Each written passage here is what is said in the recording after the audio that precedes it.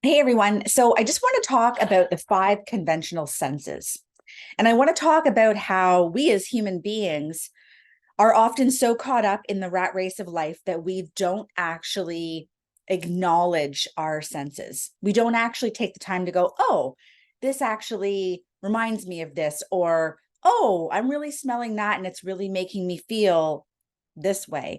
And I feel like if we slow down and we actually tuned into some of these, just even the five, I'm not even going to mention the other ones, what would that look like for us?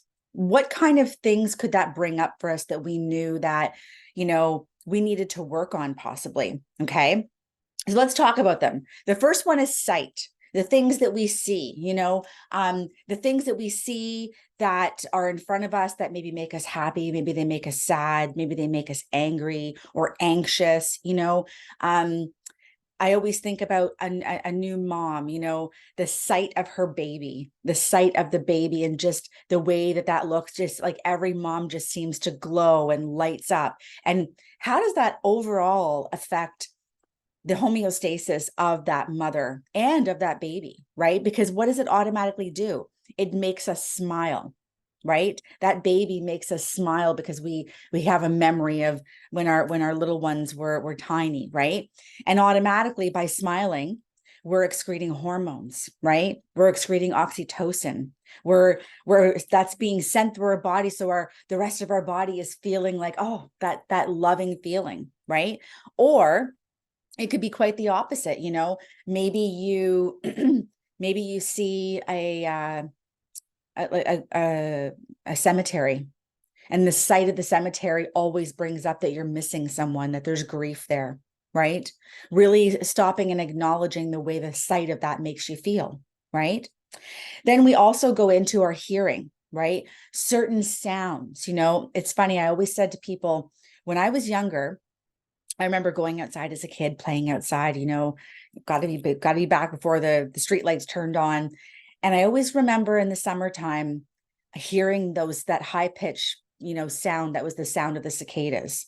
And I never understood what they were or anything like that. But then I feel like there was a period of time in my life, probably like through my late teens, I don't ever remember hearing them. And I don't know whether we just didn't have a high population of them, or I wasn't paying attention because I really wasn't in that awareness. I was really caught up in what was to be a teenager. And then recently, in the last few years, I've really tuned back into them. So when I step outside on my porch, I hear the cicadas, right?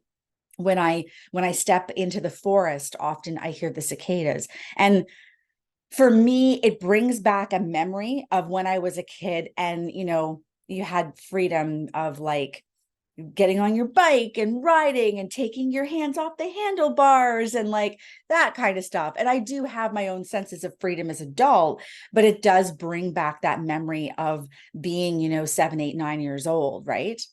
The other thing is, I was in Tobermory recently, Tobermory, Ontario, and beautiful area. If you ever go there, my God. We were doing a hike through the Flower Pot Island that's there, and there's a lot of snakes there. And so we're walking through the forest, and I hear that high pitch, and I was like, no, no, that's not the same as a cicada. There's something different about the vibrational tone that I was hearing. I was like, no, no, that's not a cicada. That's something else. And sure enough, I look down and there's a rattlesnake.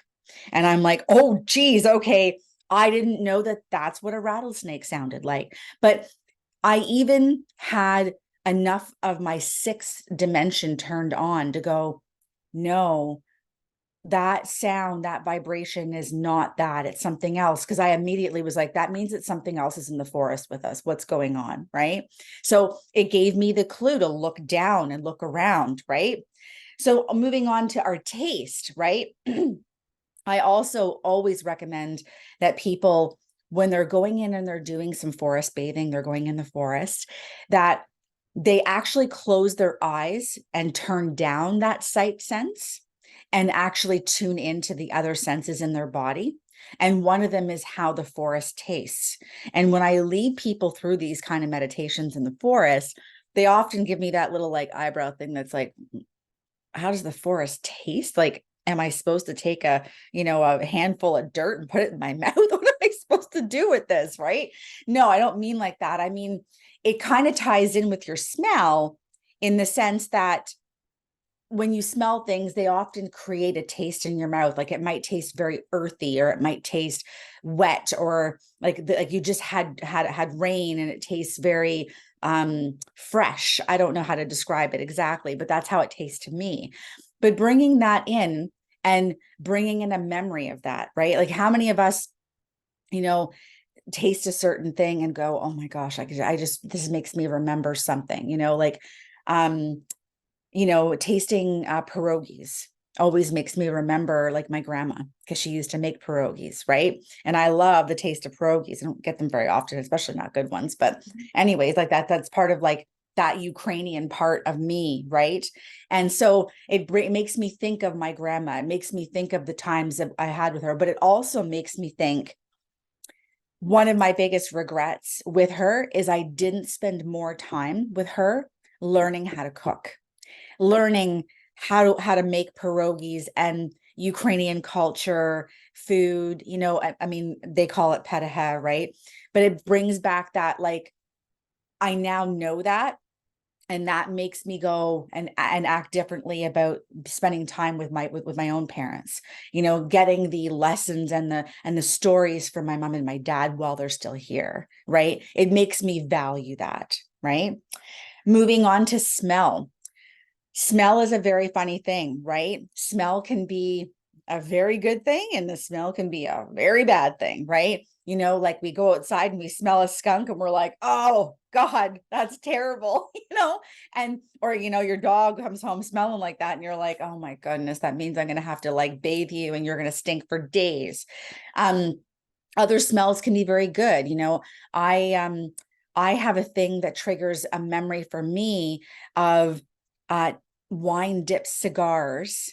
Reminds me of the racetrack. And when I was a kid, my dad and my grandpa took me to the racetrack, in like the horse racetrack where the horses would race, and they would go there every weekend. But I would often go, quite often, and it reminds me because back in the day they used to smoke in the buildings, and many of the men that were there were smoking cigars, and they were smoking wine dipped cigars, which were very sweet, and it smelled like candy was burning, right? So I have good memories of that, because that was like some of the time I got to spend with my grandparents, with my grandfather. It was the one thing that, the men had in common with me, is I would go and I would like get to go see the horses in the stables and stuff like that afterwards. And I really enjoyed that. So it's a great memory for me. Then there's also touch. Now, touch is a very funny thing, right? Because it could be one of our love languages, where we need that sense of touch in a relationship. It also is part of Maslow's hierarchy of needs, in which we do need that human touch. We do need connection and touch to survive often. And this is also why there's so much mental health issues, because especially over the last few years, we've been so isolated, and we have been out of touch with people, and literally spending communion with people, spending time in person with them. And often this is something that we actually need, because when we're touched, it does again produce a hormone in the body, it increases all of our love hormones, like that oxytocin. Again, it comes up again. And so touch is also a very funny thing, though, in the sense that if we've had a bad experience, like, for example, people who might have been sexually abused, sometimes a sense of touch, not even in a private area, can be enough to trigger and set off something where they immediately back out in fear of, right? So touch can be a wonderful thing. And again, it can also be something that's very sensitive depending on the experiences that we have, right? So why am I talking about all this? Because I feel like this is really important, because we don't stop and actually like sit down and feel what we feel. Like, when's the last time you actually just stopped and was like, oh, like, what am I smelling right now? Okay, it smells like Weetabix behind me, right? Because there's a Weetabix factory behind me. It smells like, or it tastes like, maybe it tastes like forest fire, because like we've had a lot of those, especially in Southern Ontario. What does that touch feel like? And from different people, it might feel differently, right? But like the touch of touching a dog, right? Petting that dog, it brings joy and happiness. This is why they bring them into old age homes and stuff like that, because it brings them joy. It helps them come out of their depression. It gives them a sense of taking care of something. They come for a visit, right? They get to be loved, right? Unconditional love on top of it. But there's also a sense of space, right? I don't know if you ever thought about this, but the space in which our body is in, right? And it's actually called proprioception.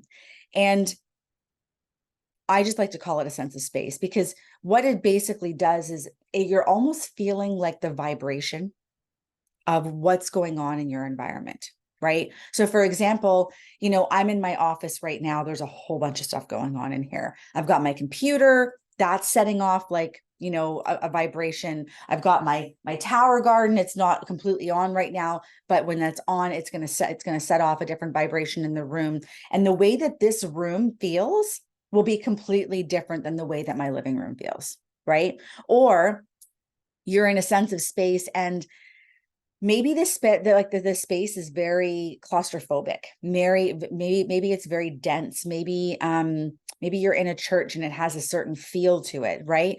But sometimes we need to acknowledge that sense of space that we're in, because that might be a reflection of how we're feeling, right? Some people, when they go into a church, they feel wonderful. Others don't. Some people, when they go into a hospital, feel safe, and others feel like, oh gosh, like people here are dying, right? But we all have a different sense of space, right?